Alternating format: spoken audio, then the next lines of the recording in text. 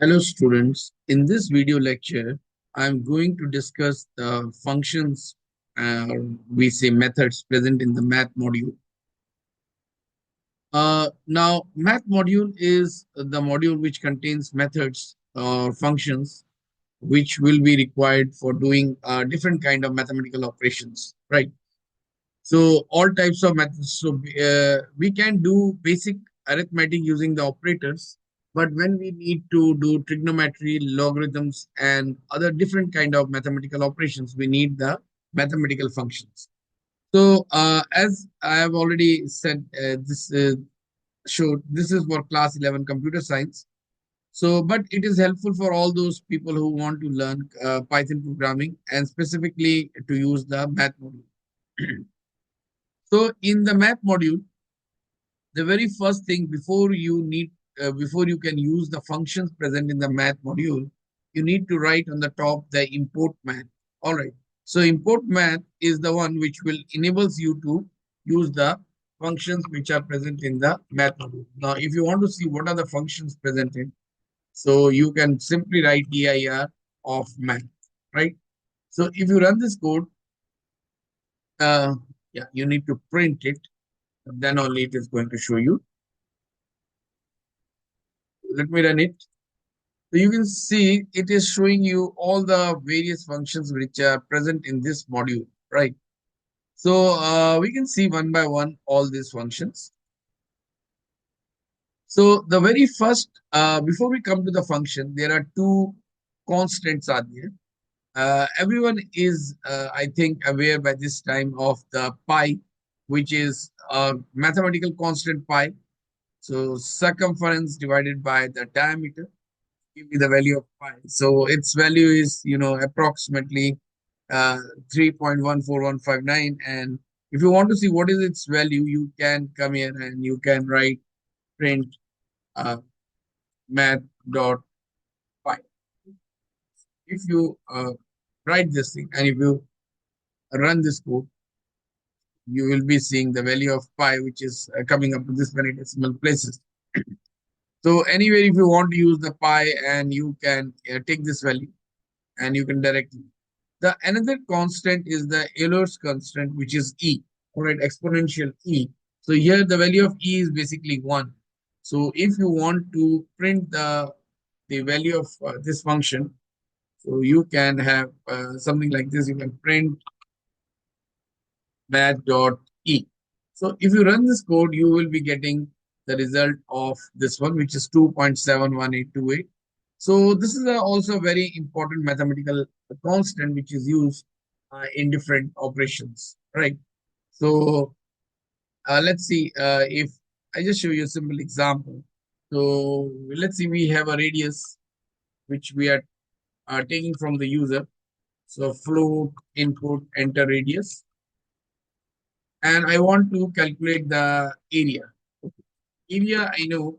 So one of the ways by which I can do the calculation is 22 divided by 7 multiplied by pi r square. So I will be radius into radius. Okay. And I print the area is equal to. So this is one way I'm calculating. So let's say it's 14. So I'm getting this result. But let us see, I'm doing one more time. This time I'm using the function this constant pi and doing the same thing radius into radius. So let's see how far I'm getting the result. How big is the result? So it is area. If I run this code now, what you will get is like 14. Uh, okay, there is a slight, let me put the area here as 1. Okay, now let me run it one more time. There's 14. So you see, the only thing which I'm getting it here, it is when I'm writing 22 by 7, it is 6 by 616. It's rounded this up to one decimal place. And here you are getting the result. So you can clearly 7 is here, and that is why when it is rounded to one decimal place, you are getting this result. So if you need more like precise results, so you can use this function of pi, right? Okay, let's move to the next one. These are the three very powerful arithmetic functions, which are square root, power function, and the factorial. Right. So let's see. First, we start with the power function, and let's see. I want to see the math.power of uh, 3 comma 4. That means 3 to the power 4. Now its value will be 81, right? But you see the 81 is not simply 81, 81.0. So it is giving the result in decimal, right? Now we come to the next, which is the square root function, SQRT. And, let's say 256. So in this case, 256 is 16. Square root also you have done. Now we come to factorial. So when we do the print of math.factorial, the factorial of, let's see, any big number, let's see, 5. So 5 factorial should be 120. Let's see what is the result. So it is 120. In case of factorial, you are not getting the result in decimal. So let's see if I do dot 0, will it work? No, it does not take the factorial. It does not take any kind of decimal value. So you need to give the value only in this. So your result is 120. So power function, and now the same thing of the power, you can do it in this way also, 3 to the power of 4. So this can give you the result of 81. But so when you're using 3 to the power of 4, the result is simply 81. It's not 81.0. So this is the thing which you need to see. Next is the trigonometric functions. So in the trigonometric functions, you have sine, cos, and tan. And you have two functions, one degrees which convert angles x from radians to degree, and the other is radians which convert angles x from degrees to radian. Now, basically, when you're using this sine, cos, and tan, the angle which you are giving here, so let's say I take an angle from the user. Angle you can take it from the user. Let's see, I'm taking it's a float only. Float input, enter angle in degrees.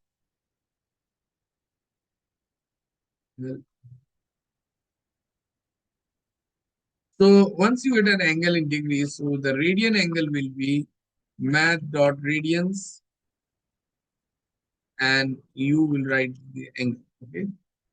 Let's see, to make things look better. Let's say this is degree. So you're getting the angle in degree. You convert the degree to radians.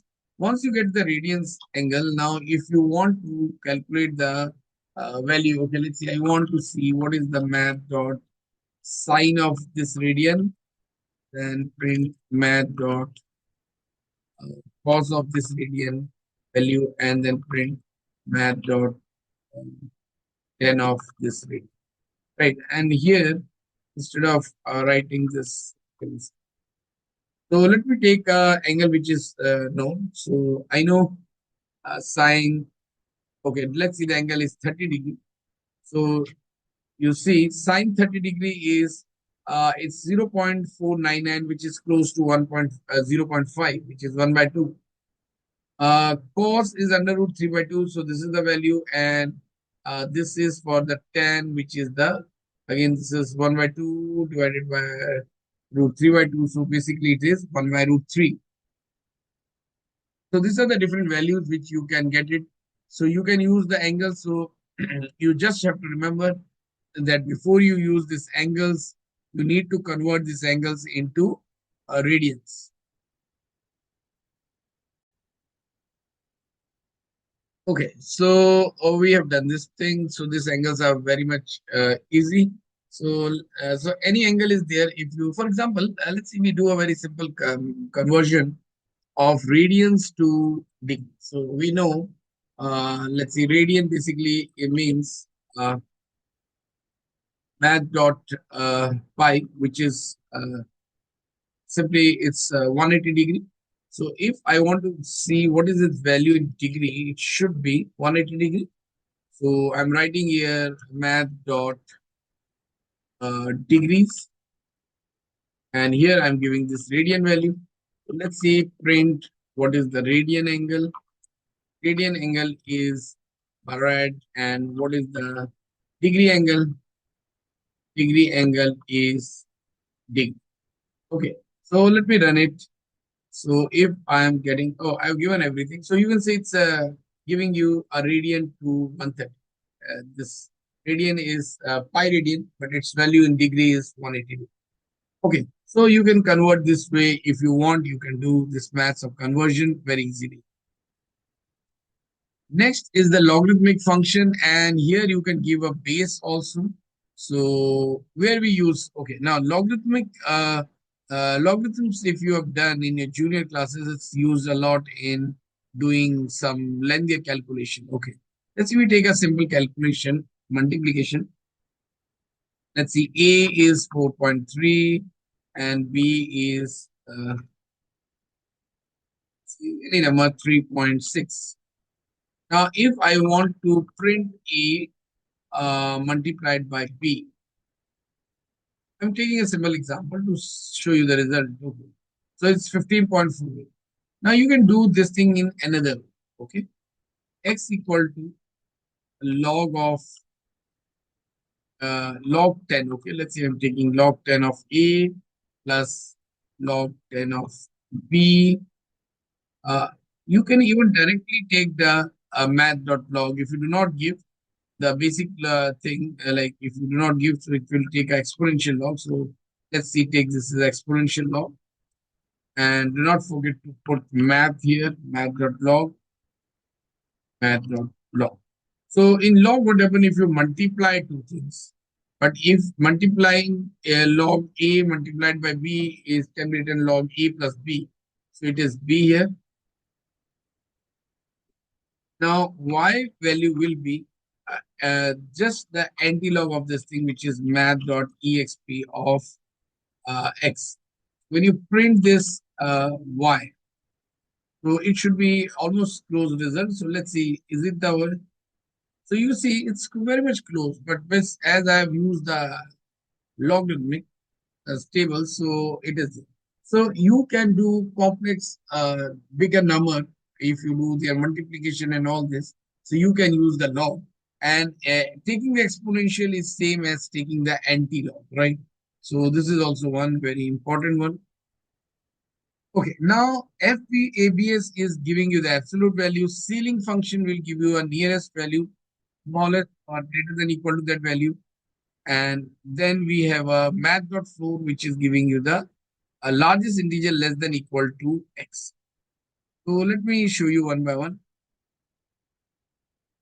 So let's see, I'm writing a print math.fabs and I'm getting a 5.0. And next I'm writing print math.fabs.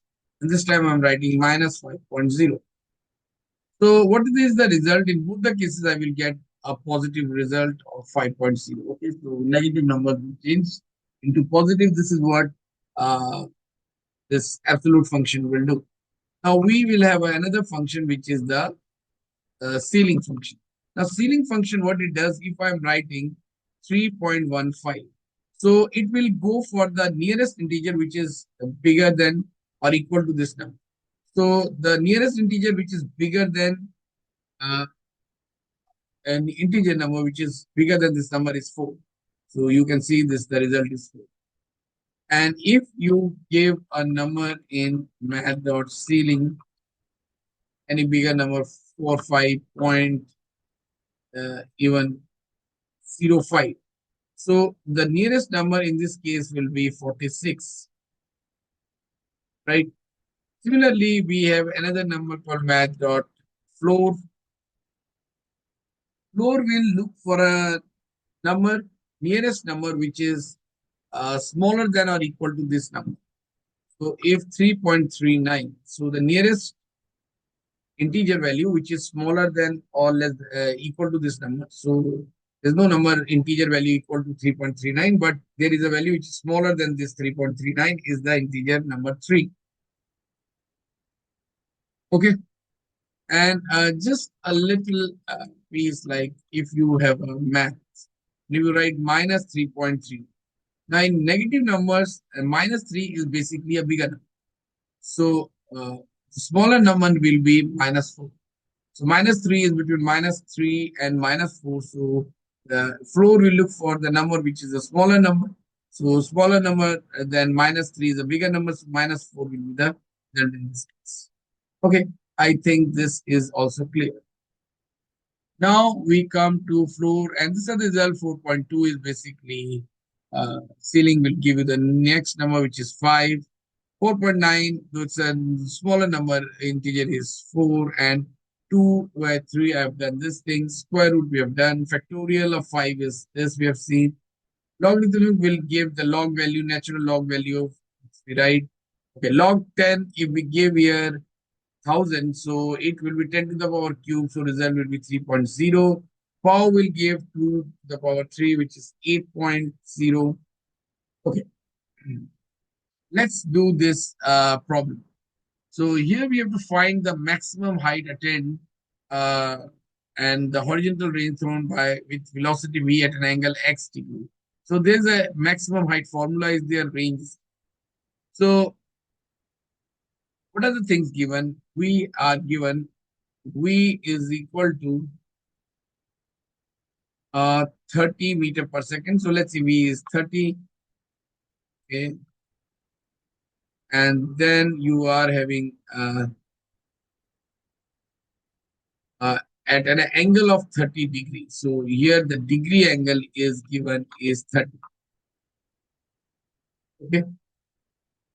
So finding the maximum height, and so maximum height formula is given, and horizontal range also formula is given. But before we use the formula, we need to convert this degree into radians. So we need the import math,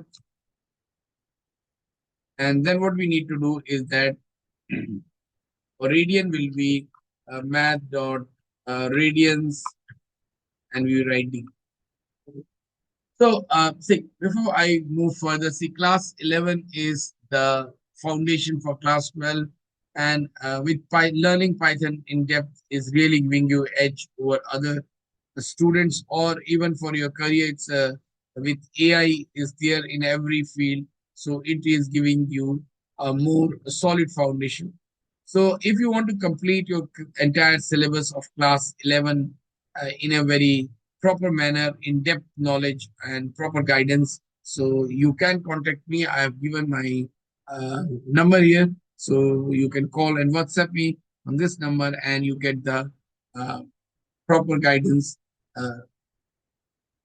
by contacting me private. Okay. Okay, let's come back to this one. So the radian is the math.radians degrees there. Now my first formula for the maximum height. So height formula is u square. So let's see, we write it u only. So it is, see, always remember the entire thing will be there. U square into sine square theta. So u square is basically u into u, and sine square theta is you can do the like power function also here. You can use sine square theta not too many times. So I'm writing here math dot. Okay, let's see. We use math dot power, math dot sine radian by 2. Okay, so this is the entire this. This is divided by 2g. So we write 2 multiplied by 9.8. Let's see. So it gives the maximum height. Now we need the another thing, which is the range. Okay, range. Range is basically, I think, this is the height and this is the range. Range formula is again this time it is u square into sine 2 theta. So u into u into sine 2 theta. That means math dot sine 2 into radians. Okay, so this is 2 radian. 2 sine theta divided by This entire thing is divided by G, so it is 9.8. Okay. So let's see. So print maximum height, 8 height, and what is the print range is range. Okay. All right. This is the two things are there. So let's run it. It should give the answer directly. So you are getting something like this. So if you feel that no, you need not give a bigger, you need to round it. You can round it up to, for example, two places by writing like this. And similarly, this answer also you can round it two places by writing it something like. Okay, so this is done. So let's run it now. So see, it's a maximum height it is going is the 11 meter and range is 79 meters. So it's a very important type of calculation if you're doing some kind of like this. So this is how the projectile, which is now which are nowadays flying. Okay. Now the next is a very another program which I've taken is basically is a program to calculate the uh, this is a program to calculate the time required to time required to reach a certain amount with compound interest using the logarithm form. So A is the amount, P is the principal, and R is the rate, and N is the number of times compounded per year. So what is the time required? We need to know what is the time required for a money with the compound interest formula to reach a certain value. So calculate the number of years required for 5,000 at a rate of 7.5% compounded yearly once to become this way. So here we know the amount. Okay, the amount which we need is 7178. My principal amount is 5,000. Now, what is the 5,000 rate is given as 7.5, 7.5. Now, what I need is the formula. So the formula is saying I need to take uh, P is equal to math dot log of formula is saying A by P, which is AMT by PRN principal. And this entire thing is divided by a log, again, it's math dot log of uh, 1 plus R plus N. So 1 plus rate divided by, so it is saying it's compounded yearly. Okay, so only one. So if it is, so it's just simply N value is, so it's not the number of years, so N value is only compounded. Number of time is one only, so we do not need anything here. So now we print the time required. See, so let me run this code and see what is the answer. So it is 0.168 is the time required for doing this thing. Okay. The number of required for 5,000 at 7.1 compounded yearly wants to become this amount.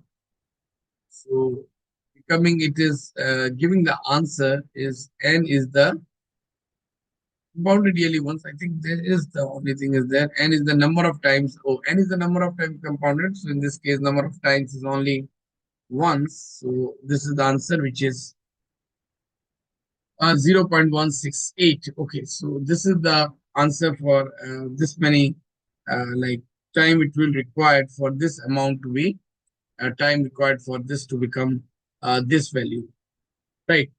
So here I have come to the end of this particular uh, session on math module function. Uh, I hope if you go through the math module functions and if you know this thing, so it will give you and you can better understanding, and then you can do lots of problem relate which are based on using this mathematical functions. Okay, so I think so here I come to the end of this video lecture. So thank you for your paying attention, and hopefully if you are interested, please contact me for more such lectures. Okay, and thank you very much, and see you in the next video.